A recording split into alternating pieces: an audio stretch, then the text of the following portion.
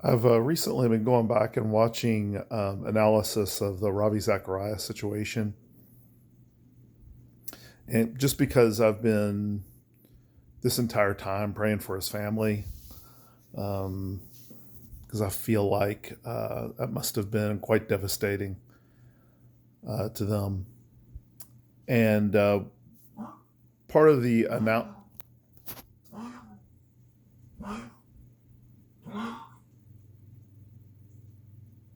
all right, part of the analysis of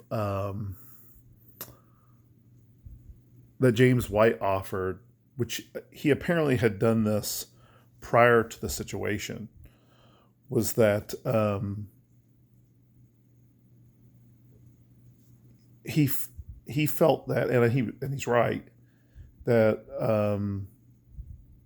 this type of parachurch ministry didn't offer accountability, and he said that a lot of apologists have a low view of ecclesiology and all that, and I think he's right about all that stuff. It was pretty interesting.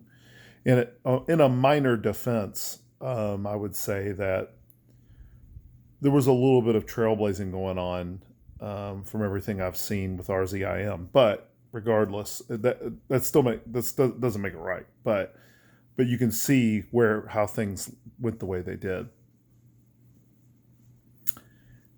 and it got me thinking about a lot of things. And believe it or not, one of the areas where it started making me think about real hard was I don't know why, but it made me think about whether when you know it's time to leave a church.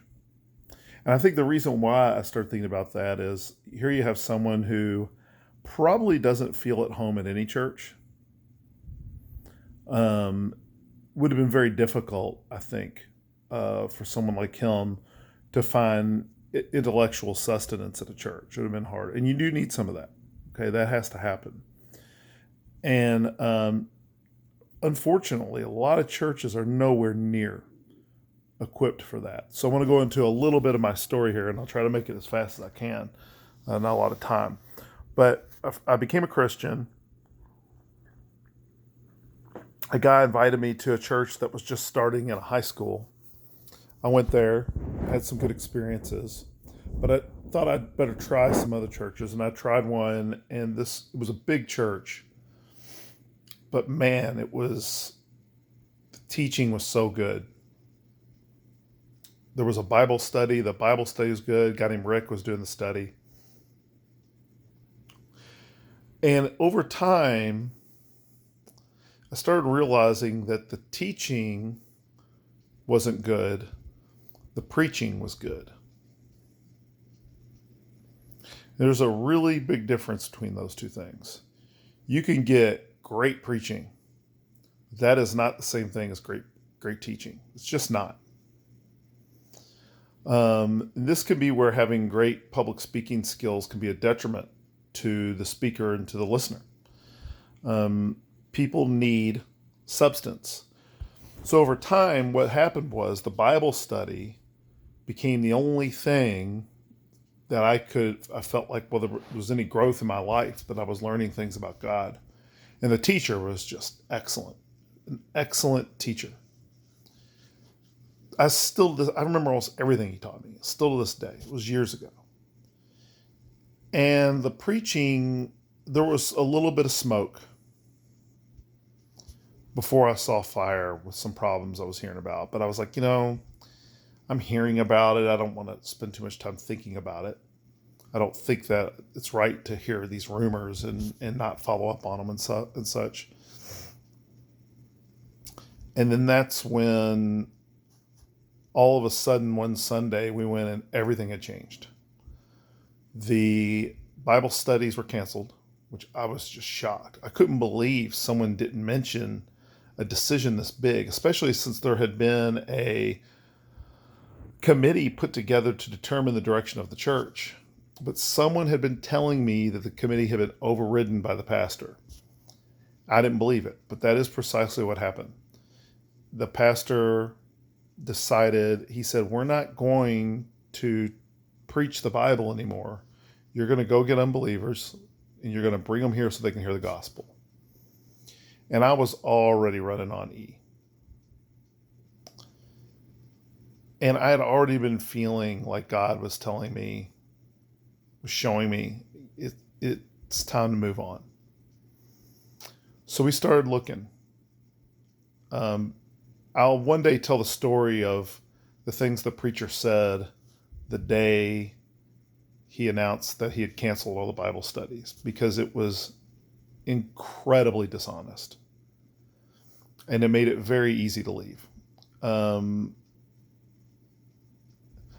don't want you to get the impression that this was like a horrible human being, because he certainly wasn't. But he was misguided in a couple areas at this time. Probably not always, but there were some things. All right, so we started looking, and just the preaching and the teaching everywhere wasn't so great. And we were looking for good connections, everything people look for when they're looking for a church, right? You're looking for, a healthy body of believers. You're looking for place to get quote unquote plugged in, great teaching, great preaching, you want all that. And in addition, I wanted somebody that needed me as a minister. You're not going to have all that and have someone that desperately needs you as a minister. It just says, it's like someone who, it's very similar when people look for a church, it's similar to looking for a house. You have a person who's never looked for a house before, and they say this, well, I want a riverside view with a fireplace and a garage, not a carport. And I want it to be 2 stories with an attic, and it has to have a basement that's half furnished and half not furnished. Now, the kitchen I love sunsets, so I need a deck off the kitchen facing the west.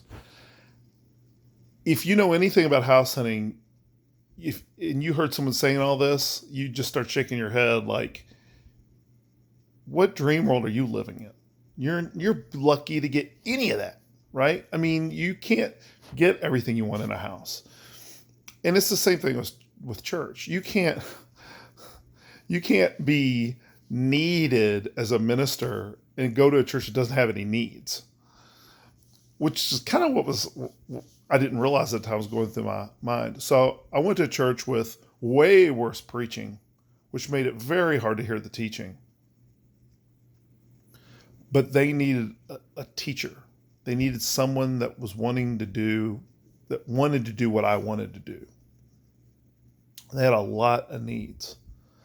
And the preacher was a magnificent person. Again, for me personally, he spoke to a lot of people. To me personally, it wasn't the best preaching for me, nor the best teaching, because I had a hard time. The public speaking wasn't there for me to hear what he was saying very well.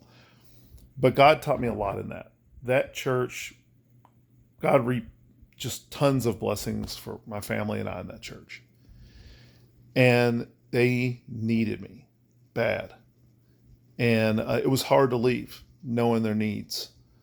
But I'll go into one day that God convicted me that when I became a pastor of a church, I was going to be a pastor of a church, not a pastor and waiting for a bigger church. That's for another time.